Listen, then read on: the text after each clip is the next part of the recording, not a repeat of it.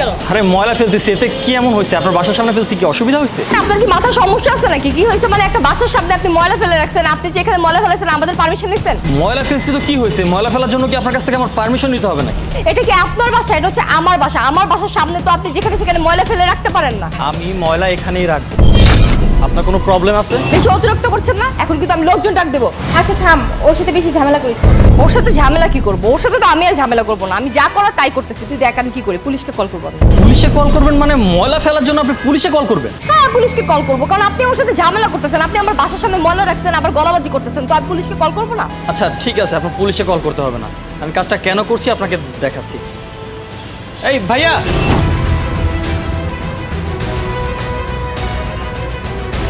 কি এবার কিছু মনে পড়ছে?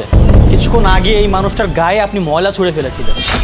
ময়লাওয়ালা বাসে আসে না ময়লা নিতে, এখন আম্মু বলতেছে যে ময়লাটা ফেলে দিয়ে। একটা কাজ করে এখানে কোথাও ফেলে দিই। হ্যাঁ ম্যাডাম, আপনারা আমার গায়ে এমনি করে ময়লা ফেলাইলেন কেন? আরে তোর গায়ে আমি ময়লা মারছি? তোর গায়ে আমি ময়লা মারিনি, আমি ময়লার জায়গায় ময়লা মারছি। আর তুই ময়লার জায়গায় বসে আসছ। তোর মতো বিকারির গায়ে ময়লা মারলে কি হয়েছে? এত চিল্লাচিল্লি করার তো কিছু নাই। ম্যাডাম, আমি কিন্তু একজন পরিচ্ছন্ন কর্মী।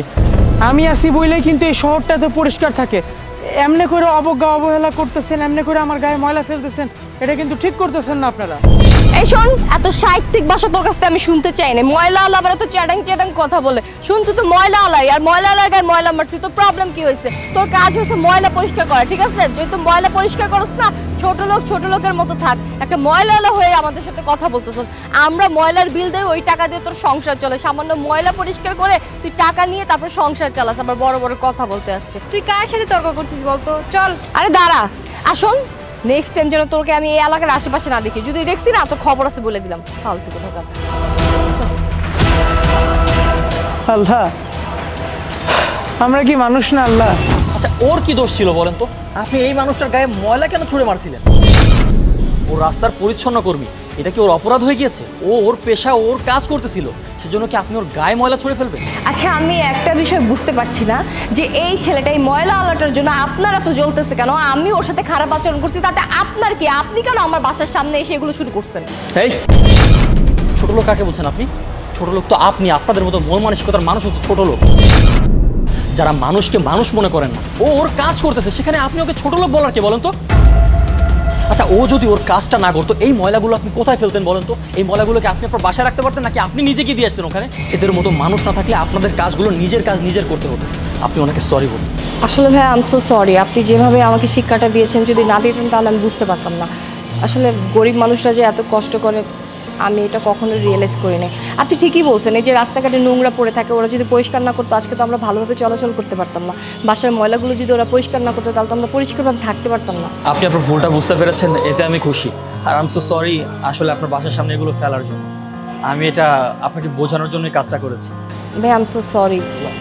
তুই আমার মাফ করে দে, আমার আসলে ভুল হয়ে গেছে। আমি তোর সাথে অনেক বাজে বিহেভ করে ফেলছি। ঠিক আছে, আসি।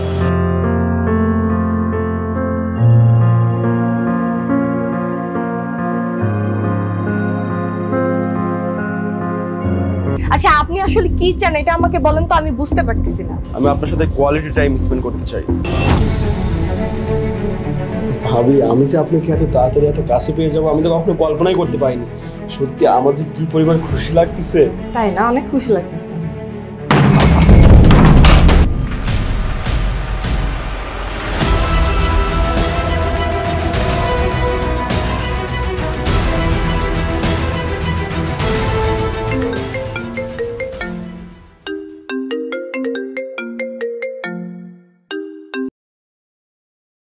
হ্যালো, আসসালামু আলাইকুম। কে বলছেন?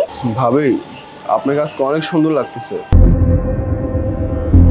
আরে আজব তো, আমি তো আপনাকে চিনি না, জানি না। আপনি আমাকে কল করে উল্টাপাল্টা কথা বলতেছেন। আমাকে অনেক সুন্দর লাগতেছে মানে আপনি আমাকে কোথা থেকে দেখছেন?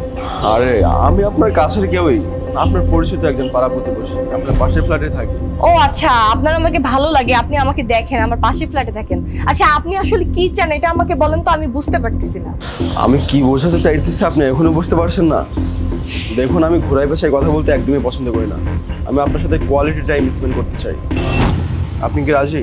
ও আচ্ছা, তাহলে এটা আগে বলবেন না যে আপনি আমার সাথে কোয়ালিটি টাইম স্পেন্ড করতে চান।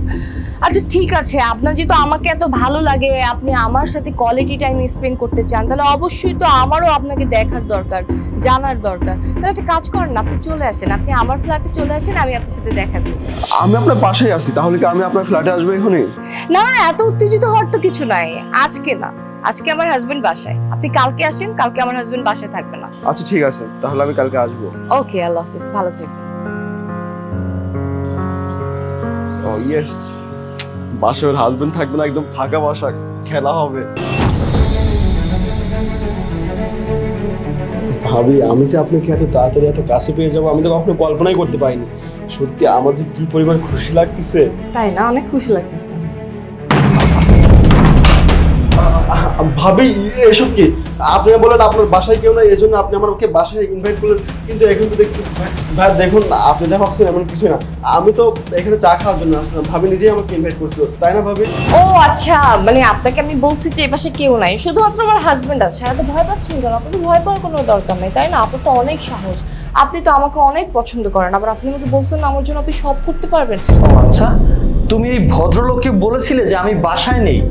কি একটা অবস্থা, তাই না? খুব বড় একটা মিস্টেক হয়ে গেল, আমি বাসায় না, কি একটা ঝামেলা হয়ে গেল। এখন পুলিশে কল করবো, ধরা টরা খেয়ে যাবে, কি একটা ব্যাপার, তাই না? আচ্ছা থাক, বাদ দেন, আমার জন্য আপনাদের মতো ঝামেলা হোক আমি চাই না। আমি বরং এখন যাই। বাদ দিব মানে?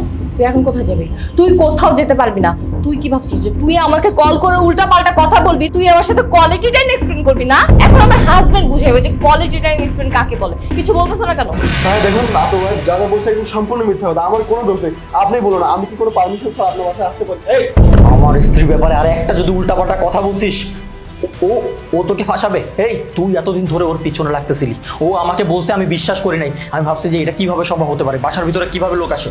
ও আমাকে আজকে হাতে নাতে প্রমাণ দেওয়ার জন্য আমাকে আজকে বাসা থাকতে বলছে, আমি আজকে অফিসে যাই নাই শুধুমাত্র তোকে ধরার জন্য। আজকে তোকে হাতে নাতে ধরছে, তোকে তো আজকে পুলিশে দেবই। এসব তুমি সত্যি সত্যি ওকে থানায় দিয়ে দাও। ওদের মতো ছেলেরা না জীবন ঠিক হবে না, এইভাবে বাড়ির বউদেরকে ডিস্টার্ব করে, বাড়ির বোনদেরকে ডিস্টার্ব করে। তো তুমি তাড়াতাড়ি পুলিশকে কল করো। না না প্লিজ আপু, আমার ভুল হয়ে গেছে, আমি আর কখনোই আমার কাজ করবো না। আপনি প্লিজ আমাকে পুলিশে দিবেন না, আমার ফিউচারটা নষ্ট হয়ে যাবে। আর আমার বাবা মা যদি জানতে পারে যে আমি এমন কাজ করে বেড়াই, তাহলে আমাকে কি, ভাই প্লিজ আমাকে ক্ষমা করে দিন। এই জানোয়ার, আর একটা কথা বলবি না। তোর আগে মনে ছিল না যে একটা মানুষের পিছন পিছন আসতেছিস, তার বাসায় চলে আসি, তখন তোর মনে ছিল না তোর মা বাবা জানতে পারলে তাদের কাছে কেমন লাগবে? আর ভাবি হচ্ছে মায়ের সমান, তুই সেই মহিলার পিছন পিছন আসতেছিস তার সাথে কুকর্ম করার জন্য। তোর বাসায় সব কিছু জানবে আর তুই পুলিশে যাবি, তারপর তো শিক্ষা হবে।